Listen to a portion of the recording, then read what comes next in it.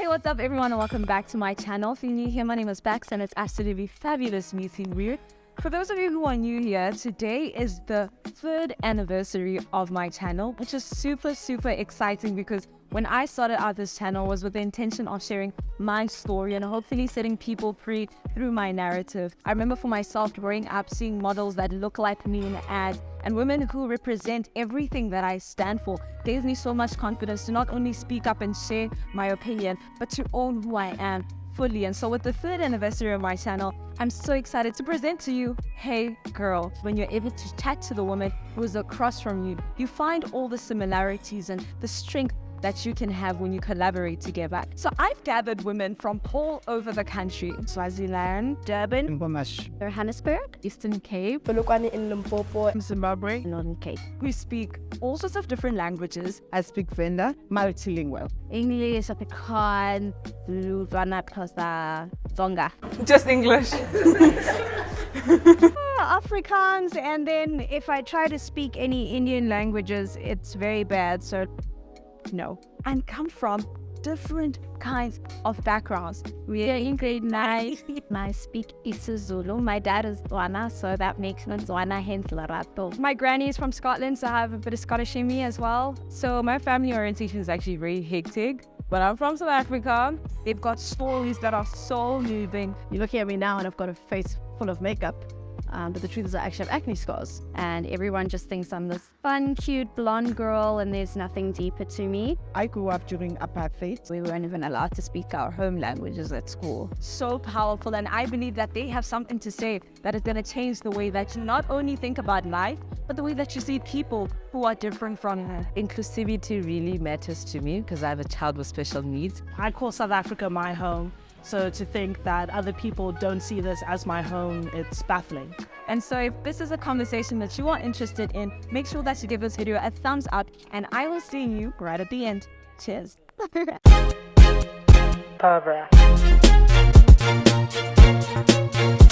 Being a woman, I feel like people don't really take you seriously or you don't get respected because most of the time they look down on girls because they're girls and they think we read. The fact that I'm a female, there's a lot of discrimination that I face. They don't give us a chance as like ladies, you know what I'm saying? So we're very limited options also in terms of sport. I grew up during apartheid. This country had apartheid. I'm sure you young ones, you Generation Z, you don't know that. Just being black, just being you. And being able to exist without having to explain why, to set yourself apart, to be extraordinary. We even have like things like black girl magic and things like that, like which doesn't exist for any other race because we can't just be. Being young, black and women, you're already born disqualified and disadvantaged. I used to go to a government school, so I was like one of the only white girls. So I got bullied for that. Doesn't matter who you are, what size, skin, the fact that you're different, you will face challenges. Because I am a first-generational Zimbabwean immigrant, I have had experienced a little bit of xenophobia in spaces where I don't see a lot of my people.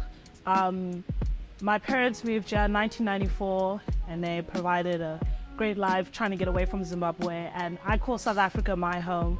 So to think that other people don't see this as my home, it's baffling. They used to call my home Koma Vende, meaning a home of vendors. I used to be laughed at because I don't know why people thought Venda was a very inferior language, and it actually made me to just move away from telling people I was Venda. I come from an era where we weren't even allowed to speak our home languages at school, right? And there would be a language monitor that would, say you'd get demerits if you weren't speaking English. And at the time, we didn't understand what was happening. We thought they wanted us to learn the language, but it felt like now I look back, it was to get us to unlearn our own language. Indian women are expected to be domestic goddesses and cook and all of those things. I don't like to cook. My husband is a cook in our house. Yeah, I think that's been the most challenging thing because I am such a driven person and everyone just thinks I'm this fun, cute, blonde girl and there's nothing deeper to me. There's a certain picture that media paints And it's like, if you don't look this certain way, you're like insignificant or you're irrelevant. That was mainly about our class figure, you know, our flat, like our yeah. It plays a role in girls' self-confidence because they feel like they're not worthy or there's something that's missing. Especially growing up as a dark skin and I was slightly bigger in primary school, I did feel like I was discriminated against because of how I looked. That's definitely been one of the challenges I faced in my childhood. So I didn't fit into the typical beauty standards at the time. They were made extremely to be like that of white. People admired being, you know, white. And yet, you know, we had our own way. We had our own beauties. I mean, I just called you a dark dindy right now because we actually treasured such people, you know, people who were like dark skinned. They were just the best, you know, in our own community. You had to be skinny, backed inside. And listen, guys, I'm an African woman. So I had my curves, I had my small waist and the curves of the bum. And they were like, that's not cutting it. It affected me because they depicted that that's how a woman should look and that's how we should aim to be as well. And it made me not appreciate what I have. I'm fine.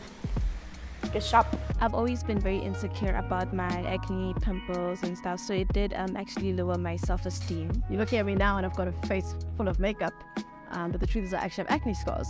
And there aren't women who look like me with acne scars born barely out in media. So I think I'm very blessed that I am comfortable in my skin. I'm able to walk around malls and lovely areas with no makeup on, but a lot of girls unfortunately don't feel comfortable with their acne scarred skin.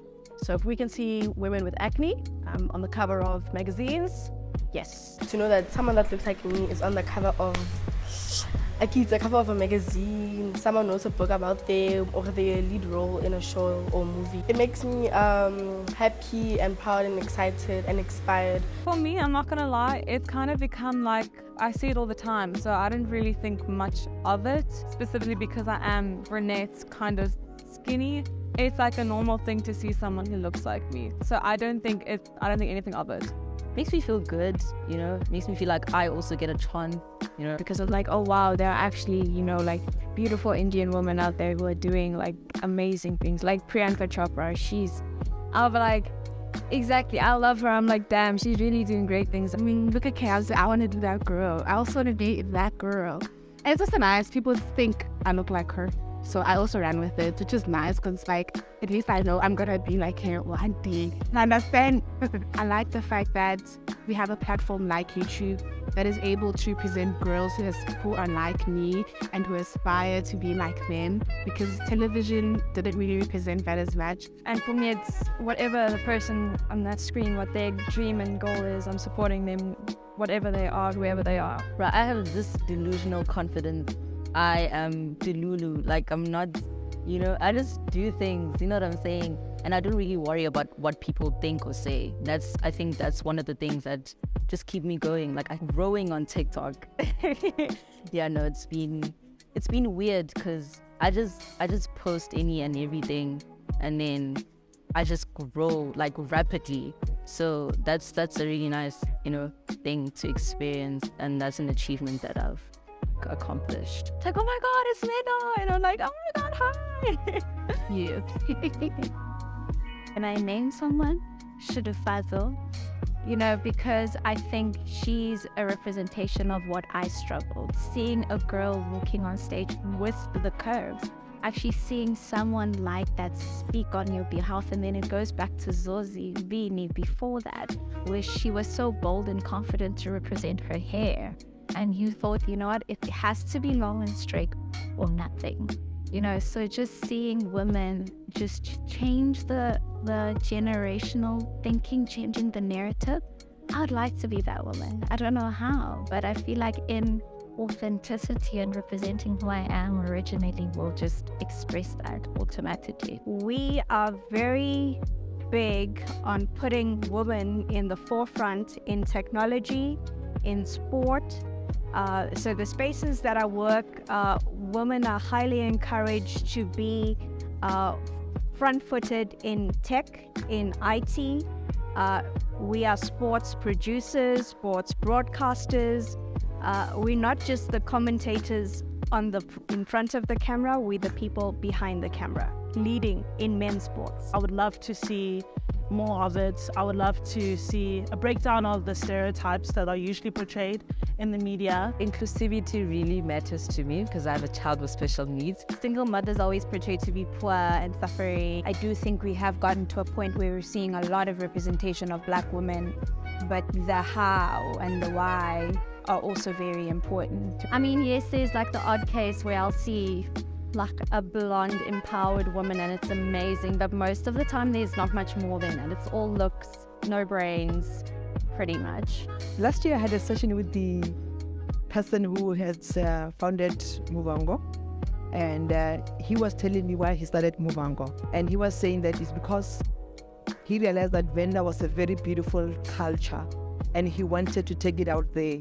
And then people started to identify with the Venda language and Venda culture, and now it's something that people love based on the fact that there had to be education around that. It was not just an inferior culture, people who are uneducated, because we realize that most Venda people are actually very educated. I'd love to see a lot more positive reinforcement of Black women on television. Being represented beautiful and powerful and strong. We still have a long way to go because parents on their own are ashamed. You know, if you are ashamed of your own children, there is no representation of that child in media. So the first step as a parent is to say, you know, I'm proud of this, I'm proud of my child. Having a caring mother by my side, with that I found courage to be the person I am, and I find beauty in myself, to know that I am who I am, and I am not perfect, but I am beautiful just the way I am. My mom, for example, is like, girl, she's like a hard worker, and she's, you know, she's where she needs to be. So looking at mothers on TV, especially on like shows, and they have like 10 children and they're suffering, and I feel like it's not always like that, you know.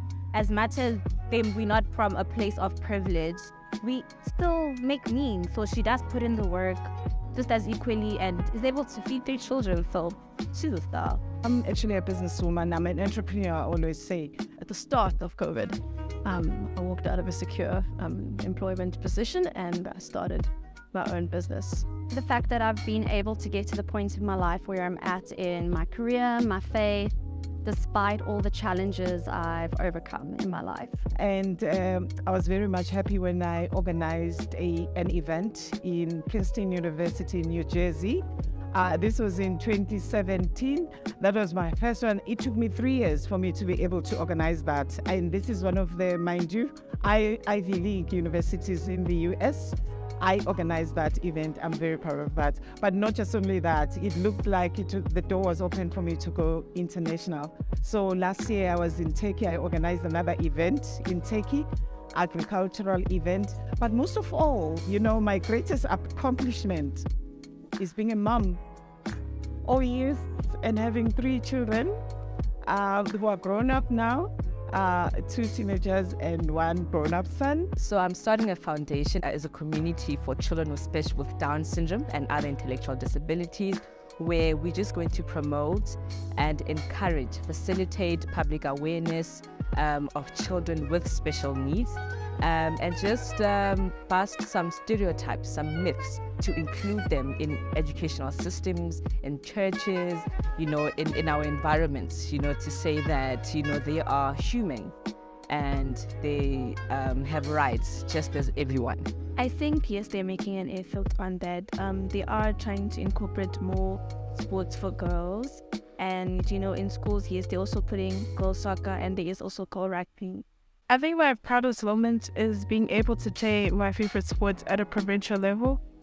And then also cutting out the love, being ashamed of who I am and being proud of my body. And yeah, I think coming out about my insecurities, because I know that I'm not the only one that suffers from like pimples and stuff like that. So I think being able to reach out for help and actually talking about it, also to make other people feel comfortable.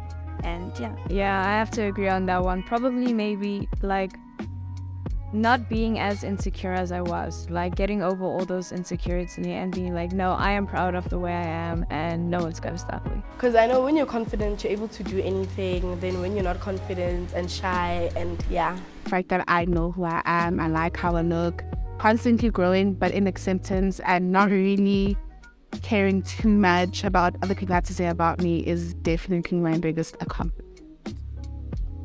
But I think my greatest accomplishment is when I look at the people around me, the people that I have been able to have in my life. That has been my greatest accomplishment, the people that I can lean on and chose me to be in their lives. Still being a nice person, still loving those who hate against me, just because of what God has done in my life. And yeah, I feel like I'm accurately representing what Jesus has done when he came, and I'm proud of myself for that. So last year I did an event and it was to raise funds for a dog adoption shelter. And we managed, because of our event, we managed to make over 7K for the dogs, and then 8 dogs got adopted on that day. So that's really close to my heart. My biggest accomplishment this year, so like in March, is basically, I don't want to say conquering depression because I'm not necessarily over it yet, but I feel like I'm able to wake up, I'm able to do my bed, I'm able to just like, okay, world, we're gonna fight this. So for me, that's an accomplishment, because the reason I'm at varsity college again is because I couldn't get out of bed, I couldn't study, I couldn't do any of that. So being able to do it now and being able to necessarily just be like, okay, today's a good day, for me feels like an accomplishment. So I went to design school and I actually had to design a dress for the SA Fashion Week, the student competition. And it was insane because I went and I designed this one shirt, and it started off as just like a top that I created. And then God provided skills for me on how to sew that top. And then he grew it to how to sew a dress. I ended up sewing this beautiful white piece that was super like ethereal and just elegant. And I went and I submitted my dress. I sadly didn't make it through to the finals or anything, but I could not care. It's my pride and joy. My proudest achievement and my biggest accomplishment was matriculating. And I say that because I was born with a heart condition. It's called a univentricular heart. So 2019, when I was in my matric year, around prelims, I went into heart failure, and that was extremely difficult. But by God's grace, by the power of prayer and faith alone, I was able to not only write my exams, but pass with some distinctions, and I'm alive today. So yeah, that's definitely greatest accomplishment. Coming from where I come from, I don't think I could have ever imagined that I would be here. So if I look back, starting my career as a teacher, then studying media, then going into journalism, then being on One Day Leader, which is a national leadership show that was playing on SABC1, then going into PR, and now I'm a business unit director for PR. The whole thing has been such a blessing, so I couldn't point to one. I think it's a journey, and I think when we stick to one accomplishment, we must just be open to more and more coming, and I'm excited for more that's to come. You are equal to the woman next to you. Unless you tell yourself you're not. You are powerful. You are the best. Don't let anybody tell you you're not that girl. You are magical. Shine, baby, shine. You are brave. It's going to be okay. You don't have to always have things together, be put together. No matter what happens, always look at the bright side of things. You are strong and courageous. No matter what people say, you are capable. Keep going, you're doing good. You are stronger than you think you are. You are everything you want to be. She may be beautiful, But so are you. There is that thing that God has brought you on earth for. Just be proud and be who you are. Don't change anything. Don't change too much. we do have to, put a little bit of cosmetics there and there, but don't be something else. Be who you are. Be proud of who you are.